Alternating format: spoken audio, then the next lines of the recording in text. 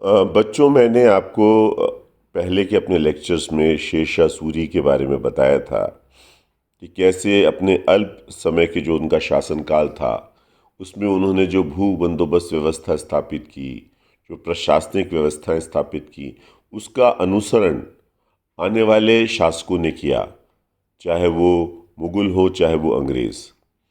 लेकिन एक दुर्भाग्य से एक एक्सीडेंट में उनकी मृत्यु हो गई और उनके इस अकस्मात निधन के कारण हुमायूं को एक बार फिर मौका मिला भारत में अपने आप को पुनः स्थापित करने का।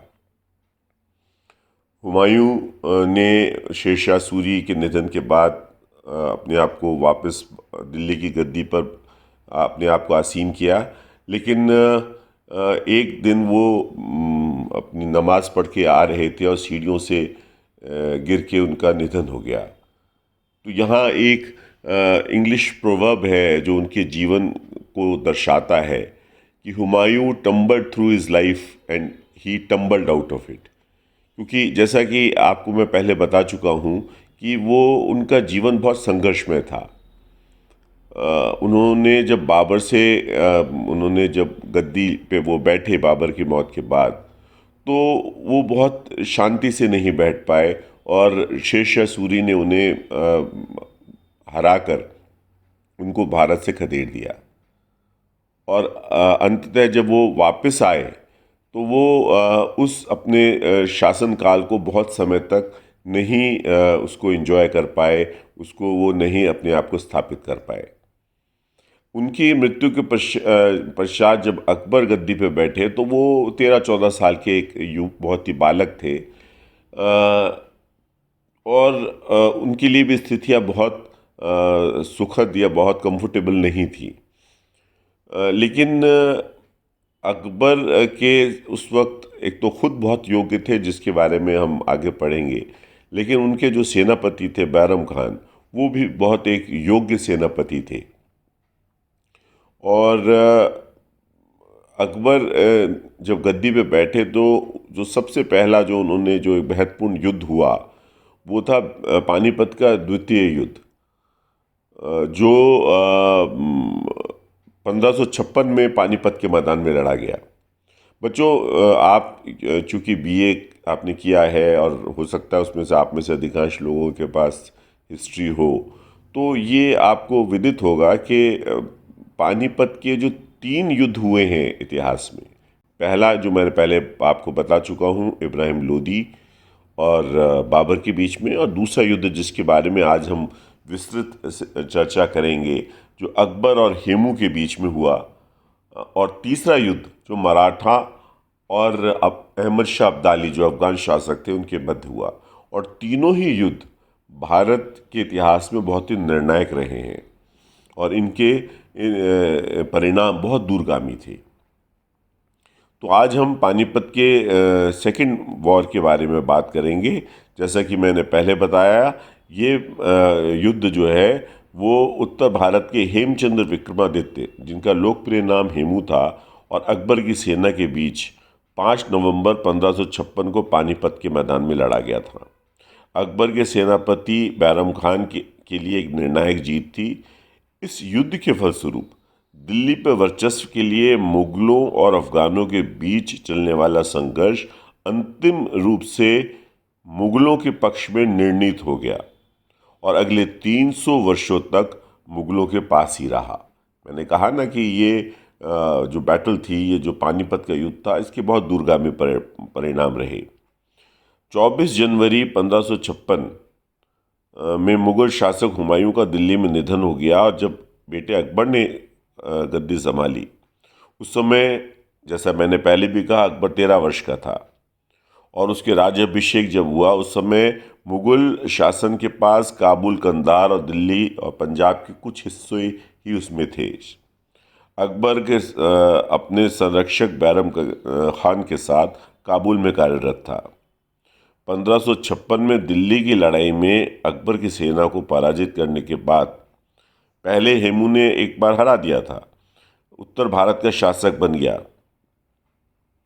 हालांकि इससे पहले हेमू ने अफगान जो शासक थे आदिल शाह, उनके प्रधानमंत्री और मुख्यमंत्री के रूप में भी काम किया। अब हम थोड़ा सा हेमू के बारे में भी जानकारी ले लें कि हेमू एक हरियाणा के हिंदू थे और वो पहले एक सेनापति और प्रधानमंत्री के रूप में उन्होंने काम किया और कई युद्ध जीते।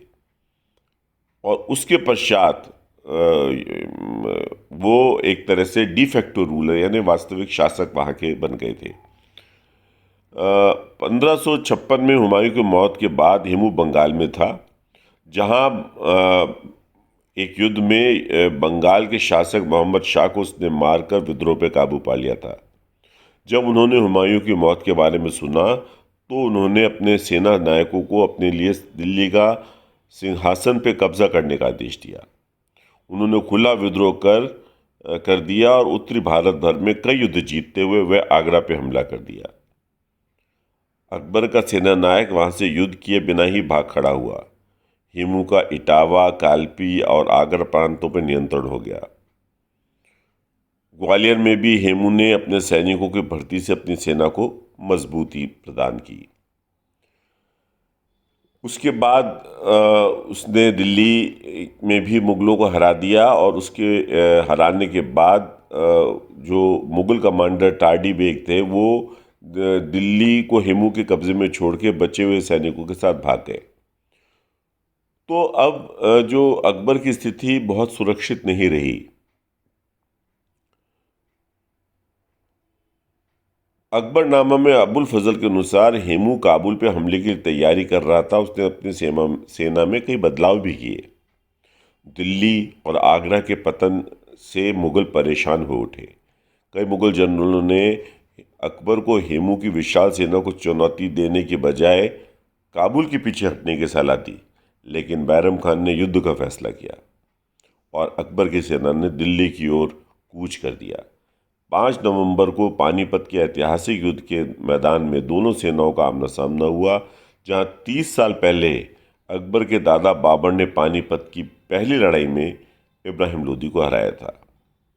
H.G. कीन के अनुसार अकबर अपने अभिभावक बैरम खान ने लड़ाई में भाग नहीं लिया और युद्ध क्षेत्र से 8 मील दूर वो तैनात रहे।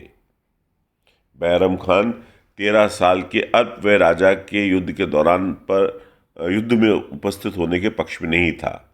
इसके बजाय 5000 सुप्रशिक्षित और वफादार सैनिकों की एक विशेष गार्ड के साथ लड़ाई के इलाके से कुछ सुरक्षित दूरी पर तैनात रहे। अकबर खान को बैरम खान द्वारा निर्देशित किया गया था कि युद्ध के मैदान में यदि मुगल सेना हार जाए तो वो काबुल की ओर पलायन कर जाए। हेमू ने अपनी सेना का नेतृत्व स्वयं किया और अपने 1500 युद्ध हाथियों और उत्कृष्ट तोपखाने से सुसज्जित सेना के साथ आके खड़ा हो गया। हेमू, जिसकी अपनी पिछली सफलता से उसके गर्व और घमंड में वृद्धि कर दी थी, 30,000 सुप्रशिक्षित राजपूत और अफगान अश्वारोही सेना के साथ वह आगे बढ़ा।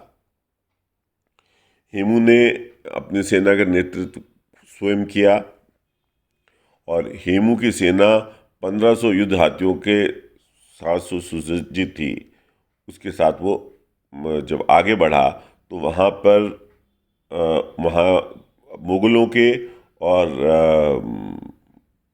हेमू के बीच में बहुत भयंकर युद्ध हुआ। वैसे कहा जाता यह है कि हेमू की सेना लगभग जीतने के कगार पे थी, लेकिन अचानक एक तीर उसके लगा और वो हाथी से गिर गया और हेमू के हाथी से गिरने के पश्चात वो सेना जो उसकी थी वो हतोत्साहित होकर इधर उधर तितर बितर हो गई और इस तरह हेमू एक जीतता हुआ युद्ध हार गया। ये बड़ा एक ifs and buts of history है कि कैसे कई बार संयोग या कुछ ऐसे घटनाएं होती हैं जिससे पूरा एक परिदृश्य बदल जाता है। और वही इस युद्ध में भी हुआ कि हेमू इस युद्ध में वो बड़ी सेना के बावजूद हार गया और ये लड़ाई अंततः अकबर की सेना ने जीत ली। हेमू को गिरफ्तार कर लिया गया और उसको मौत की सज़ा दी गई।